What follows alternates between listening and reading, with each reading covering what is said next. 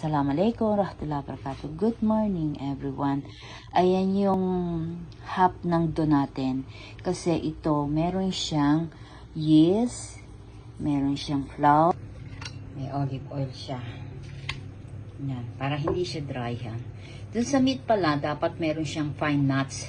Kasi para special ang luto nun. Pero sa akin, special, ano lang. Yan yung cheese. May white cheese siya, may black seed, at saka meron siyang mozzarella cheese. Yan. Ayan ang pagsasama-samahin mo. Tapos lalagyan mo rin siya ng konting olive.